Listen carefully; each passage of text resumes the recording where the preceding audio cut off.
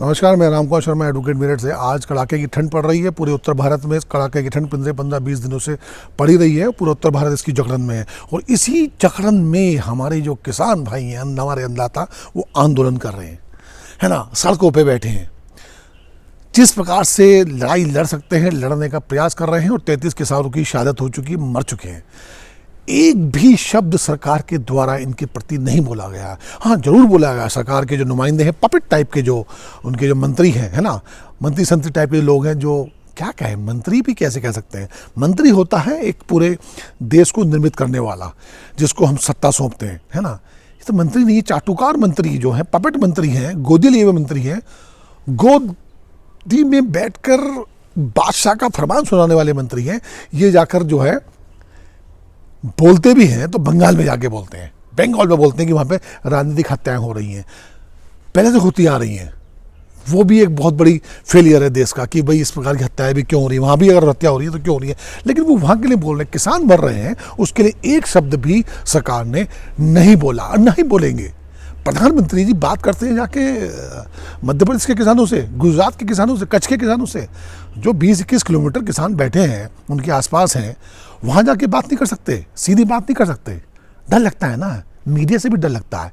अब मीडिया से डर सीधी बात करने में लगता है कि अगर आप सार्वजनिक रूप से सब मीडिया को बुलाइए तो वहाँ पे कुछ ऐसे पत्रकार भी आएंगे जो सवाल करना जानते हैं, पत्रकारिता जानते हैं, चाटुकार नहीं है वो पत्रकार, तो उससे बचते हैं।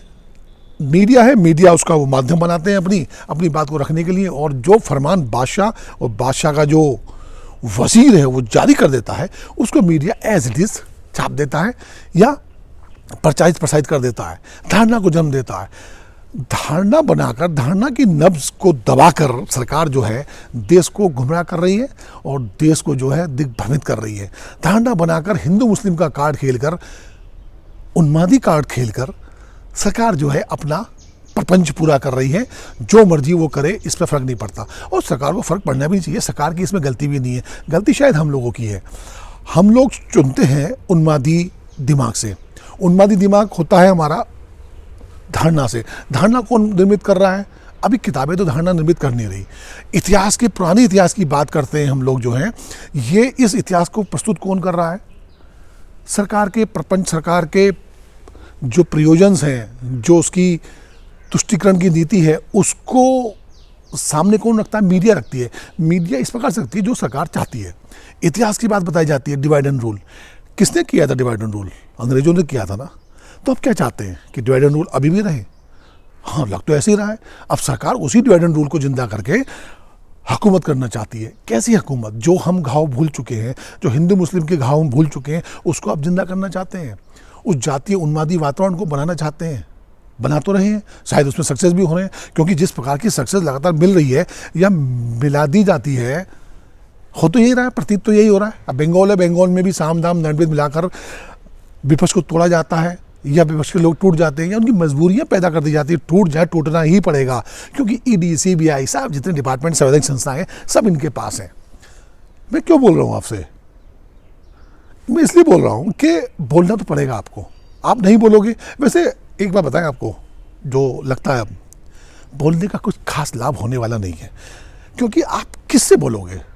आप लोकल प्रशासन से बोलोगे, लोकल प्रशासन आपकी सुनने वाला नहीं है, जो सत्ता इनकी है। आप मुख्यमंत्री से बोलोगे, मुख्यमंत्री पपेट है, पपेट।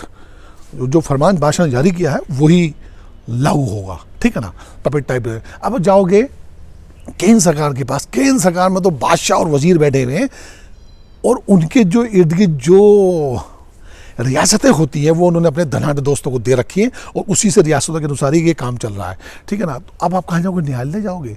बाबा, मैं अधिवक्ता हूँ, मैं न्यायालय की गरिमा के विरुद्ध बात नहीं कर सकता, लेकिन आप सब समझते हैं सुप्रीम कोर्ट, हाई कोर्ट, निर्णय किस प्रकार के आ रहे हैं। अगर निर्णय के बारे में जनता को पूर्वाभास हो जाए कि इसका ये निर्णय होने वाला है या होगा, तो वो निर्णय कहाँ रह गया, है ना। सवाल बनेगा ना, यहाँ से सवाल बनना चाहिए आपको यहाँ से। और आप ये सोच रहे हैं कि कोई आंदोलन करके आप कोई बहुत बड़ा तीर मार लेंगे या परिवर्तन आ जाएगा जनता में, ऐसा कोई परिवर्तन आने वाला नहीं है, ये आप निश्चित मान लीजिए। इतना बड़ा किसान आंदोलन जिसको सरकार इग्नोर करे बैठी है, कौन सी राजनीति की बात कर रहे हैं और किस राजनीति की बात कर रहे हैं? अगर मैं भी चाहूँ कि मैं एक इलेक्शन में खड़ा होकर और मैं विधायक बनकर या एमपी बनकर मैं कुछ रोशनी, चेतना और जागृति लेकर आने वाला हूँ, नहीं।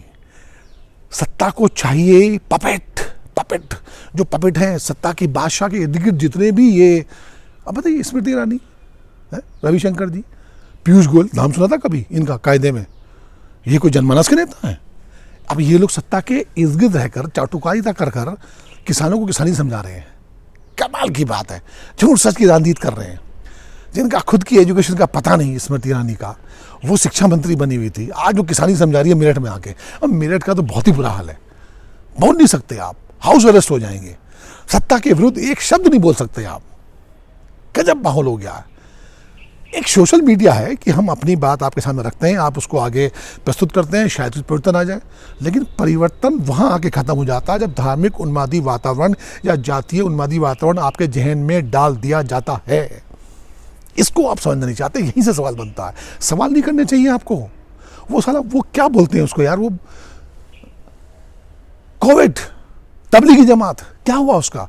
तबलीगी जमात को आपने कोविड का पोषक बना दिया कि ये तबलीगी जमात वाले लोग लेकर आए थे। अब क्या हुआ? हाई कोर्ट ने उनको क्लियर चिट दे दी ना। अब क्या हुआ? वो तबलीगी जमात खत्म हो गई है।